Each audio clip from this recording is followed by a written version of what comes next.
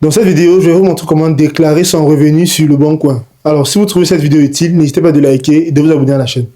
Alors, c'est relativement très simple comme procédé. Ici, nous pouvons d'abord parler des ventes occasionnelles. Nous pouvons parler des objets personnels.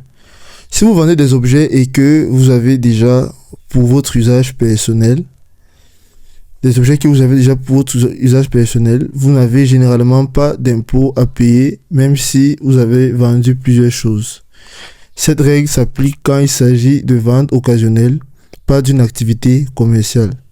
Mais quand il faut déclarer, même si c'est pas d'impôt, depuis l'application de la directive fiscale DAC7, le Bon Coin peut être obligé de transmettre à l'administration fiscale française des informations vous concernant si vous avez fait plus de 30 ventes finalisées dans l'année et si vous avez gagné 2000 € ou plus sur l'année.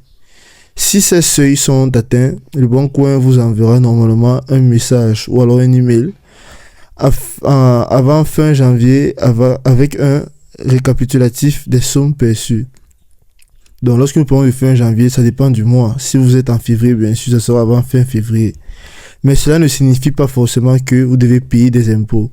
Juste que les informations sont transmises au fisc. Voici donc un cas particulier où des revenus peuvent être impossibles. Ça veut dire que même si vous vendez sur le Bon Coin, il y a des cas où il faut vraiment déclarer et éventuellement payer, tel que la vente des biens avec plus-value.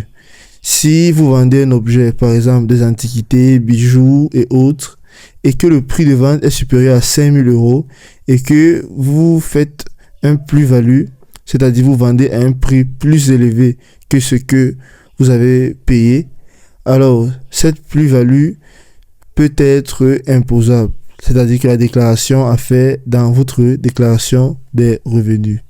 Et c'est aussi simple que ça.